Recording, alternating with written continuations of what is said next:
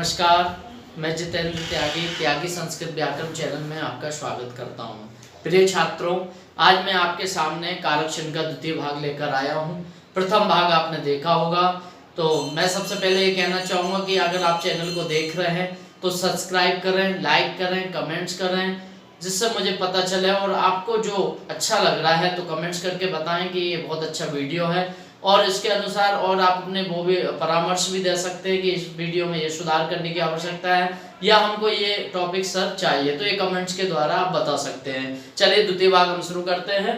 तो प्रथम भाग में हमने प्रथमा, द्वितीय और चतुर्थी व्यक्ति को समझा था। अब हम देखेंगे कि अब हम तृतीय व्यक्ति से प्रारंभ करेंगे। तो द्वितीय भाग में तृतीय व्यक्ति से हम प्रारंभ कर रहे हैं, जिसका नाम है करण कारक। करण कारक को ही तृतीय व्यक्ति कहा जाता है, तृतीय व्यक्ति को ही हम करण कारक कहते हैं। करण कारक में आप देखेंगे क्या उसका वो है, कारक चिन्ह है करण से द्वारा। सबसे पहले मैं आपको ये बताना चाहूंगा करण क्या है। करण एक साधन है। अब साधन कैसे, मान लीजिए कि मैं मार्कर से लिख रहा हूं, तो मार्कर मेरे लिखने में सहायता कर रहा है, तो ये करण है। करण मतलब जिसके द्वारा आप कोई कार्य पूर्ण किया जा रहा है या कर रहे हैं, वो करण है। अब करण मतलब साधन, और से द्वारा अर्थ में तृतीय विभक्ति होती है। बस आपको इतना ध्यान रखना है तृतीय विभक्ति में कि अगर आप किसी कोई कार्य कर रहे हैं किसी के द्वारा, तो वहां तृतीय विभक्ति लगेगी। जैसे मैं बहुत ही अच्छा आपको उदाहरण दे रहा हूं, मान लीजिए मैं पेन से लिखता हूं, मैं पेन से लिखता हूं। आपको बस तुरंत समझ में आ जाएगा अगर आप थोड़े भी ध्यान से इस वीडियो को देखेंगे। तो मैं पेन से लिखता हूं। अब मैं के लिए हमने संस्कृत में हम अहम बोलते हैं, अहम। अब पेन से आप देखेंगे, आप जो पेन से जो है वो तृतीय विभक्ति, इतना अर्थ तृतीय विभक्ति निकालेगी। कलमैन, अब पेन को संस्कृत में कलम बोलते हैं, और अब कलम शब्द के अगर रूप चलाएंगे तो तृतीय विभक्ति में कलमैन बनेगा। तो मैंने पहले भी बोला था कि अकारांत पुल्लिंग शब्द जरूर याद होना चाहिए। इससे मैंने पहले वीडियो लाया था, अगर आपने नहीं देखा तो देखिए, बहुत जरूरी है। अहम कलमैन, और लिखता हूं मतलब लिखामी। तो अहम कलमैन लिखामी, ये पूरा वाक्य संस्कृत में हुआ। अब कलमैन में जो है तृतीय विभक्ति, हमने कलम शब्द के रूप चलाए तो तृतीय विभक्ति में कलमैन बना। बस आपको इतना ही ध्यान देना है कि जिसके द्वारा, अब मैं किसके देखिए, अहम कलमैन लिखामी, मैं कलम से लिख रहा हूं, से लिख रहा हूं या कलम के द्वारा लिख रहा हूं, बात तो एक ही है। मैं कलम से लिख रहा हूं, अहम कलमैन लिखामी, तो आपको कलम शब्द के रूप चलाए तो कलमैन शब्द बना, तृतीया का एक वचन, अहम कलमैन लिखामी। अगर मैं दो कलमों से लिखूंगा तो इसका द्विवचन हो जाएगा, अहम कलवाभ्याम लिखामी, कलमाभ्याम लिखामी। अगर मैं बहुत सारी कलम से लिख रहा हूं तो अहम कलमेभ्या लिखामी। अधिकतर जब दो व्यक्ति होंगे तो द्विवचन का, बहुत सारे व्यक्ति होंगे तो बहुवचन का प्रयोग होगा। एक वचन, द्विवचन, बहुवचन संस्कृत में ये बहुत इंपॉर्टेंट है। अब हम देखेंगे दूसरा वाक्य देखते हैं, मैं बॉल से खेलता हूं। आप लोग खेलते हैं बॉल, तो मैं बॉल से खेलता हूं। आपने ये वाक्य देखा। अब मुझे इस वाक्य का संस्कृत बनाना है, तो मुझे कौन सा कारक प्रयोग करना पड़ेगा, करण कारक का ही प्रयोग, तृतीय विभक्ति का ही यहाँ पे प्रयोग है। जैसे मैं के लिए हम फिर से वही लेंगे, अहम। आप यहाँ पे कुछ भी रख, तो हम वह, यह, और ये भी आप कर्ता कोई भी रख सकते हैं, जैसा आपको वाक्य बनाना हो, जैसा आपको पेपर में वाक्य आया हो, या जैसा आप संस्कृत में वार्तालाप करना चाहते हैं, जिस प्रकार का आपके सेंटेंस है। मैं मतलब अहम बॉल से, तो आप बॉल को क्या बोलते हैं, कंदुक शब्द, कंदुकम बोलते हैं। अब कंदुकम मींस बॉल। अब कंदुकम नपुंसकलिंग है, लेकिन नपुंसकलिंग भी पुल्लिंग की तरह ही चलता है तृतीय विभक्ति से। तो आप देखेंगे अहम कंदुकेन, क्या हो जाएगा, कंदुक शब्द के रूप चलाए तो तृतीय में आया कंदुकेन, तृतीय विभक्ति। ध्यान दें, कारक चिन्ह से द्वारा, अहम कंदुकेन क्रीडामी, मैं बॉल से खेल रहा हूं या बॉल के द्वारा खेल रहा हूं। तो से द्वारा अर्थ में तृतीय विभक्ति होती है। हमने दो उदाहरण देखे, अहम कलमैन लिखामी, अहम कंदुकेन क्रीडामी, मैं बॉल से खेलता हूं। इसी तरीके के करण कारक में वाक्य बहुत इजी है, अच्छे तरीके से आपको समझ में भी आएंगे। अगला वाक्य देखें, जैसे मैं हाथों के द्वारा भोजन करता हूं, अहम। अब हाथ दो होते हैं तो हम द्विवचन ले लेंगे, कंदुक तृतीय व्यक्ति का द्विवचन हो जाएगा हस्ताभ्याम, क्योंकि दो हाथ है यहाँ पे, एक होता तो एक के द्वारा होता। अहम हस्ताभ्याम खादामी, मैं दोनों हाथों का प्रयोग खाने में करता हूँ। अहम हस्ताभ्याम खादामी, तो अब हस्ताभ्याम में क्या है, करण कारक है। कौन सा कारक है, करण कारक है, और करण कारक को ही तृतीया विभक्ति बोला गया है, या तृतीया को ही हम करण कारक कहते हैं। तो आपने देखा कितना इजी, आपको बस इतना ध्यान रखना है, इसलिए विभक्तियों का ये अर्थ है। विभक्ति शब्दों के शब्द जो चलते हैं विभक्ति के अंतर्गत, तो हर विभक्ति एक अपना अलग अस्तित्व है, हर विभक्ति एक अपना अलग अर्थ देती है। तो आपने देखा, हम हस्ताभ्याम खादामी, मैं बॉल से खेलता हूं तो हम कन्दुकेन क्रीडामी, मैं हाथ से हम हस्ताभ्याम खादामी, और हम कलमेन लिखामी, मैं बॉल से लिखता हूं। तो तृतीया का पूरा एक निचोड़ एक रह कि जिसके द्वारा आप कोई कार्य करें वो वहां पे करण कारक होगा, तृतीय व्यक्ति लगना है। मैं वाहन से जाता हूं, अहम वाहनेन गच्छामि, तो अहम और वाहन शब्द के रूप चले तृतीया में वाहनेन, मैं वाहन से या वाहन के द्वारा, गच्छामि मींस जा रहा हूं, तो अहम वाहनेन गच्छामि, ये हमने आपको समझ में आ गया होगा तृतीय व्यक्ति। अब हम देखेंगे पंचमी व्यक्ति देखेंगे, जिसका कारक चिन्ह क्या है और जिसको हम अपादान कारक कहते हैं। अब पंचमी व्यक्ति में देखिए क्या कारक चिन्ह है हमारे, यहाँ पे हमने ये हमारी हो गई है विभक्तियां। अब पंचमी में देखेंगे क्या कारक चिन्ह है, अपादान से अलग, पंचमी अपादान कारक, इसलिए पहला अपादान शब्द आया, इसलिए इसका कारक का नाम है अपादान कारक। अब अपादान कारक में आप देखेंगे क्या चिन्ह है, से अलग। अब आप कहेंगे कि से तो ऊपर भी आ रहा है, लेकिन इस से का कुछ और अर्थ है, इस से का कुछ और अर्थ है। पंचमी मतलब अपादान से अलग, ये अलग शब्द पे आपको विशेष ध्यान देना है। अलग, अलग मतलब कोई वस्तु या व्यक्ति किसी स्थान या वस्तु से अलग होता है, तो वहां पंचमी विभक्ति होती है। जैसे उदाहरण एक वाक्य देख लेते हैं हम, बालक, बालक अश्व से गिरता है, बालक अश्व से गिरता है। अब हमको संस्कृत में बनाना है, तो हम देखेंगे बालकः, बालक को हम बालकः बोलेंगे, प्रथमा व्यक्ति एक वचन बालकः। अब देखेंगे कहां से गिर रहा है वो, अश्व से अलग। अब गिर रहा है मींस वो अलग हो रहा है, तो हमें अश्व में क्या लगाना है, पंचमी व्यक्ति लगाना है, तो क्या हो जाएगा, बालकः अश्वात्। अगर आप अश्व के रूप चलाएंगे तो पंचमी व्यक्ति में क्या बनेगा, अश्वात शब्द बनेगा। आप राम और बालक शब्द रूप चला के देख लीजिए या बुक में देख लीजिए, वहां पर रामात बना है, राम के चले तो बालक के चलेंगे तो बालकात बनेगा। ऐसे अश्व के रूप चलेंगे अकारण पुल्लिंग है अश्वी, तो अश्वात बनेगा। मतलब बालकः अश्वात क्या कर रहा है, गिर रहा है, गिरने को क्या है, पत धातु का प्रयोग करते हैं, तो पतति, बालकः अश्वात पतति, बालक अश्व से गिर रहा है। अब अश्वात में अपादान कारक है और इसी में पंचमी विभक्ति लगी हुई है, तो अश्वात अलग हो रहा है। अब वो गिरा तो बालक गिरा तो उसने अश्व को छोड़ा, तो वहां पे वो अलग हो रहा है। चलिए इससे भी और अच्छा उदाहरण देखते हैं। दूसरा उदाहरण, मैं घर से आ रहा हूं। अगर आपसे किसी ने बोला कि आप कहां से आ रहे हैं, तो आप बोलेंगे मैं घर से आ रहा हूं। तो देखिए मैं, चलिए पहले हिंदी में लिख लेते हैं, मैं घर से आ रहा हूं, हिंदी में वाक्य लिखेंगे आ रहा हूं, ठीक है, ये वाक्य हुआ आपका। अब मैं घर से आ रहा हूं, तो अब अहम, मैं को अहम, अब घर से आ रहा हूं। अब देखिए यहाँ पे आप घर से आ रहे हैं, तो आपने घर को छोड़ा, आप घर से अलग हुए, उस स्थान से अलग हुए, तो आप यहाँ पे घर शब्द, घर को बोलते हैं गृहम संस्कृत में। अब गृहम शब्द के रूप चलेंगे तो पंचमी में बनेगा, जैसे अश्वात बना है तो यहाँ पे हो जाएगा गृहात, अहम गृहात, और गच्छामि मीन्स जाना, आगच्छामि मीन्स आना, तो अहम गृहात आगच्छामि, मैं घर से आ रहा हूं।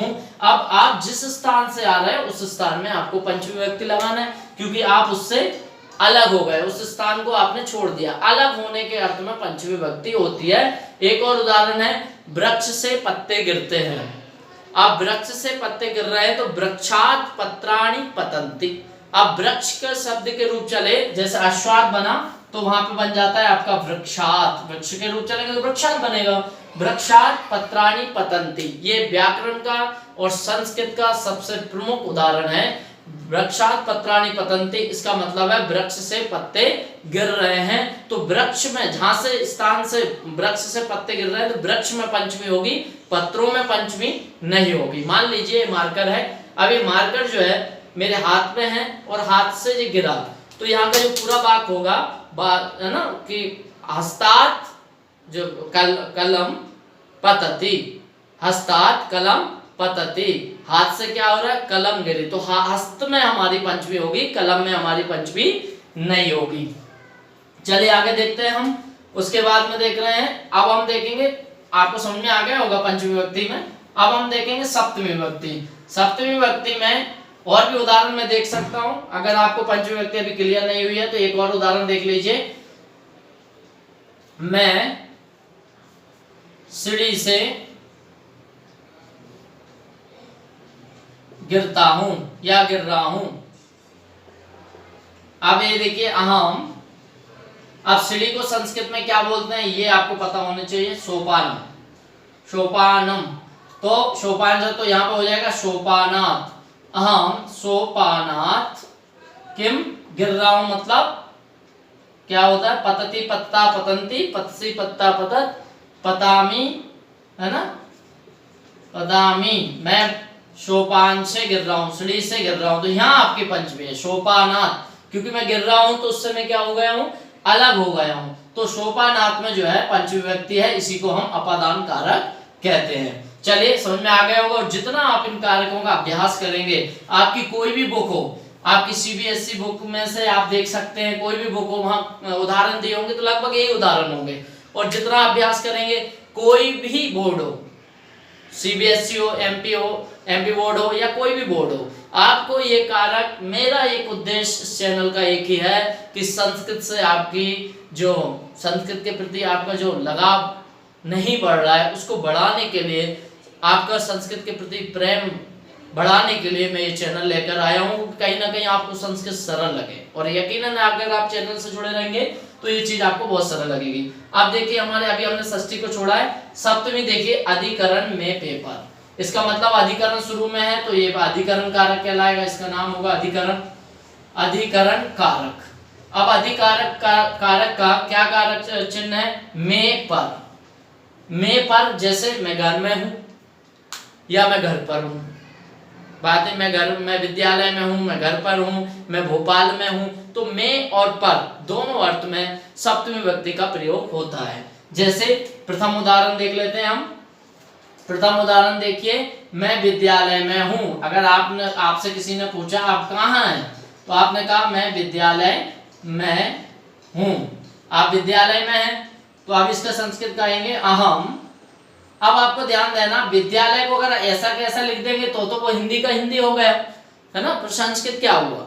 अब विद्यालय शब्द भी जैसे आपने अश्व के रूप चलाए तो अश्वात बना है ना, अब ऐसे आप विद्यालय के चलाएंगे तो अगर आपको शब्द रूप याद होंगे तो सप्तमी में बनता है विद्यालय। एक ही मात्रा जहां पे लगी हो वही पहचान है कि वही आपका सप्तमी विभक्ति है, जिसमें अंत में एक ही मात्रा हो। अहम विद्यालय अस्मि, मैं विद्यालय में हूं। अगर आपसे किसी ने पूछा आप कहाँ हैं तो आपने कहा मैं विद्यालय में हूं, तो विद्यालय में क्या है, सप्तमी विभक्ति है। में और पर अर्थ में सप्तमी विभक्ति होती है, बार बार बता रहे हैं। और अधिकरण किसको बोला गया है ना, आप अधिकरण की अगर आप बात कर रहे हैं तो अधिकरण मतलब है जिसके ऊपर कोई किसी वस्तु के ऊपर कोई वस्तु रखी हो, जैसे हाथ पे मार्कर रखा है। अब अधिकरण कौन है, हाथ है और मार्कर इसके ऊपर रखा हुआ है, तो हाथ में सप्तमी होगी और मार्कर में सप्तमी नहीं होगी, क्योंकि वो अधिकरण मतलब जिस पर वो रखा हुआ है, तो वो अधिकरण कारक कहलाता है। अब देखिए जैसे उदाहरण में दूसरा बताता हूं, थाली में रोटी है, थाली में रोटी है। अब देखिए थाली में रोटी है, ये आपको बहुत ही डिफरेंट वाक्य है। अब थाली को संस्कृत में बोला जाता है स्थालिका। अब स्थालिका में आपको तो आप क्या किस में है ये, थाली में, तो में तो इसमें आ गया, तो आप क्या हो जाएगा, स्थालिका शब्द के रूप चलाएंगे, स्त्रीलिंग शब्द है। जैसे बालिका के चलते हैं तो बालिकायाम बनता है, रमा के शब्द के रूप चलते हैं तो सप्तमी विभक्ति में रमायाम बनता है, उसी प्रकार स्थालिका स्त्रीलिंग शब्द है तो बन जाएगा स्थालिकायाम। तो स्थालिकायाम रोटिका अस्ति, स्थालिकायाम रोटिका अस्ति, थाली में रोटी है। अब आपने देखा स्थालिकायाम रोटी अधिकरण कारक सप्तमी विभक्ति, क्यों? क्योंकि वो किसमें है? थाली में है, तो अधिकरण है, थाली के ऊपर रखी हुई है ना, थाली में रखी हुई है, उसको थाली, जो रोटी का वजन कौन सह रहा है? थाली, तो थाली क्या हुई? अधिकरण कारक हुई, है ना। तो जिसमें में और पर अर्थ आते हो वही अधिकरण कारक होता है। दूसरा आप उदाहरण एक और देखेंगे आपसे, जैसे मैं घर पर हूं, अब मैं नहीं आया, पर अर्थ आया, दोनों अर्थ में ही होती है, मैं घर पर हूं, है ना, या तुम घर पर हो, तुम घर पर हो। अगर आप किसी से आप वो कह रहे हैं, आप कह रहे हैं तुम घर पर हो, ठीक है, तुम घर पर हो। अब आप देखेंगे त्वम को संस्कृत में त्वम बोला जाता है, त्वम घर पर। आप गृह, घर को तो आपने, मैंने बार बार बोला, गृह शब्द गृहम बोलते हैं, है ना। अब गृहम शब्द के रूप चले तो सप्तमी विभक्ति में ग्रहे बना, जैसे विद्यालय बना था इससे पहले, वैसे ही बना ग्रहे। त्वम गृहे अस्ति, तुम घर पर हो। अब घर और पर ये दोनों विभक्ति सप्तमी ने ले ली। आप देखिए यहाँ पे है मैं पर, तो घर पर मतलब त्वम गृहे अस्ति मतलब तुम घर पर हो, तो मैं और पर अर्थ में सप्तमी विभक्ति होती है। ध्यान देना है, बस पूरा जो है शब्दों पर निर्भर है। अकारांत पुल्लिंग शब्द, इसलिए मैं बार बार बोलता हूँ छात्रों से, मैंने इससे पहले वो वीडियो डाला है, उसको जरूर देखें। और भी अगर शब्द आपके क्लियर नहीं हो तो मैं और भी शब्द आपके सामने लेकर आऊंगा। सर्वनाम शब्द, अस्मद, युष्मद, रमा, बालिका, सारे शब्दों को मैं एक एक वीडियो आपके सामने डालूंगा, तो और आपके शब्द क्लियर हो जाएंगे। शब्द के बिना कारक समझना नहीं समझ सकते, बहुत दिक्कत आएगी, है ना। तो शब्द का जो है ना बहुत इंपॉर्टेंट है। तो शब्द, लेकिन शब्दों को कौन चलाता है? ये चार्ट चलाता है, कारक चलाते हैं। कारक के अनुसार अभी देखा हमने, तो हम गृह अस्ति, तुम घर पर हो। अब बहुत सारे बच्चे पूछते हैं, अगर आपको मैं ये वाक्य दे दूं कि तुम घर पर हो बनाओ, तो तुम सबसे पहले तुम का बना लेंगे, आप फिर घर का पूछेंगे, घर का अगर आपको मालूम है, फिर आप सोचेंगे पर हम कैसे लगाएं, तो वहां पे आपको पर नहीं, वो सप्तमी विभक्ति लेकर आई है, गृह शब्द का गृह कर दिया, तो घर पर अर्थ अपने आप वो वहां पे हो गया। तो त्वम गृहे अस्ति, तुम घर पर हो। अगला वाक्य देखते हैं। एक और वाक्य मैं आपके सामने दूसरा वाक्य ला रहा हूं, जैसे मान लीजिए वह भोपाल में है। अब वह मतलब कोई आपका परिचित है, आप उसको सर्वनाम से का प्रयोग कर रहे हैं, वह भोपाल में है। अब आपको कहना है तो वह मतलब शाह, ये तत्शब्द है, शाह भोपाल शब्द के रूप चलेंगे, हर शब्द के रूप चलते हैं, ध्यान दीजिए, हर शब्द के रूप चलते हैं। हमारी संस्कृत इतनी समृद्ध है, हमारी संस्कृत इतनी बड़ी है कि कोई भी शब्द ऐसा नहीं है जिसके रूप न चले हो। तो आप देखेंगे सा भोपाले, अब भोपाल में सप्तमी विभक्ति है तो एक ही मात्रा हमें जोड़ना है, बस इतना ध्यान रखना है सप्तमी में। सा भोपाले अस्ति, वह भोपाल में है, तो यहाँ भी सप्तमी विभक्ति का प्रयोग हुआ है, भोपाल शब्द के रूप चले तो भोपाले बना। चलिए, ये आपको अधिकरण आराम से समझ में आ गया होगा। अब षष्ठी विभक्ति हमारी जो बची हुई है उसको हम देखेंगे।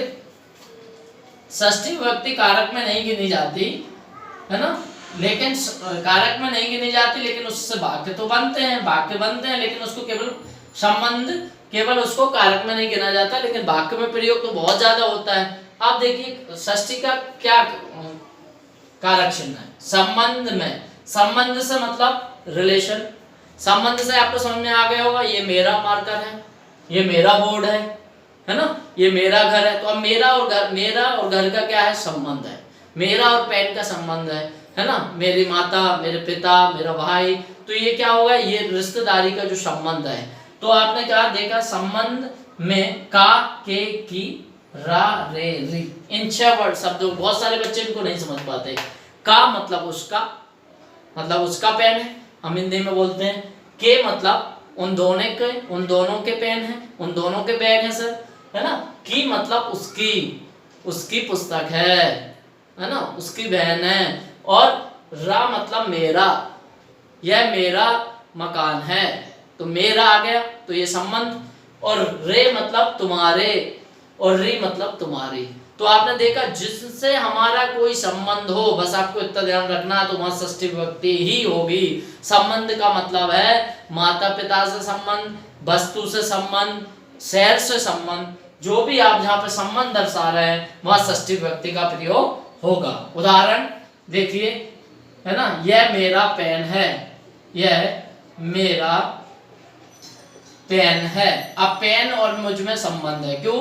क्योंकि मेरा पेन मैं किसी को नहीं दे सकता हूं, मैंने खरीदा है, तो इससे मतलब मेरा संबंध है। हर एक छोटी छोटी वस्तु से लेकर बड़ी वस्तु तक हमारा संबंध होता है। तो यह मेरा पेन है। अब यह को हम बोलेंगे ये शाह, मेरा मतलब मम। आप देखा आपने, मम हमने षष्ठी विभक्ति का प्रयोग किया। मम ये शाह मम कलम अस्ति, यह मेरा पेन है। तो मम में हमने षष्ठी आई। अब और देख लिए, राम का भाई लक्ष्मण है, रामस्य, हिंदी में लिखते हैं पहले हम, राम का भाई लक्ष्मण है। ठीक है, अब आपने देखा राम का भाई लक्ष्मण है। अब राम का भाई लक्ष्मण है तो आपने इसका राम को क्या बोलेंगे हम, राम। अब राम का, तो यही षष्ठी विभक्ति है, देखिए आ गया का, राम का। तो राम का जब राम शब्द के रूप चलाएंगे तो षष्ठी में बनता है रामस्य। रामस्य भाई को संस्कृत में बोलते हैं भ्राता, रामस्य भ्राता लक्ष्मण अस्ति, राम का भाई लक्ष्मण है। अब षष्ठी का अस्ति आप आ जाएगा। अब षष्ठी कहाँ है, यहाँ षष्ठी है, इसी को हम बोलते हैं संबंध। अब संबंध है, दोनों भाई भाई हैं, तो यहाँ पे संबंध है, तो हमें षष्ठी पहचानना है। आधा सा और या लास्ट में दिखाई देता है रामस्य, क्योंकि राम शब्द के चलाएंगे तो रामस्य, और बालक के चलाएंगे तो बालकस्य, कृष्ण के चलाएंगे तो कृष्णस्य। तो आपने देखा राम का भाई लक्ष्मण है, तो रामस्य भ्राता लक्ष्मण। अब मैंने यहाँ पे रामे क्यों नहीं करा, अगर मैं रामे करूंगा तो सप्तमी विभक्ति लागू हो जाएगी, राम में हो जाएगी, तो राम में लक्ष्मण है, ऐसा तो कोई वाक्य बनता नहीं है। तो यहाँ पे राम का जो शब्द है हिंदी अर्थ राम का आया, वो षष्ठी विभक्ति से आया रामस्य, मतलब राम का भाई लक्ष्मण है। उदाहरण, भगवान श्री राम की पत्नी सीता है। अब भगवान श्री राम की, तो अब राम की पत्नी सीता है, तो हमें क्या करना पड़ेगा, राम की, तो की मतलब है, इसका मतलब संबंध भी दर्शा रहा है कि संबंध है, राम की पत्नी सीता है, तो राम का, हमें राम को कुछ नहीं करना, षष्ठी विभक्ति में रखना है। अब षष्ठी विभक्ति में हम रखेंगे तो रामस्य, क्या करेंगे, रामस्य पत्नी को क्या बोलते हैं, भार्या, रामस्य भार्या सीता अस्ति। रामस्य षष्ठी है, राम में षष्ठी है ना, यहाँ षष्ठी विभक्ति है, राम की या राम का, या ये राम का के की रा रे री, मैंने पहले ही बोला इतने अर्थ निकल सकते हैं। तो राम की भार्या मतलब पत्नी, सीता अस्ति मतलब है, तो रामस्य में क्या है, षष्ठी विभक्ति है। शब्द रूप याद करिए। अब ये सारे हमने द्वितीय भाग में सारे कारक समझे। आप सभी कारकों का बार बार अवलोकन करिए, उनको प्रैक्टिस करिए। आपकी कोई भी बुक हो, एनसीईआरटी हो, एमपी बोर्ड की बुक हो, सारे बुक में आपको इस तरीके की ही, सभी बुक में इसी तरीके की ही आपको मिलेंगे। आपको ये बहुत ही इम्पोर्टेंट है, जरूर देखना, सब्सक्राइब करना और ज़्यादा से ज़्यादा लोगों को त्यागी संस्कृत व्याकरण चैनल के बारे में बताना। धन्यवाद।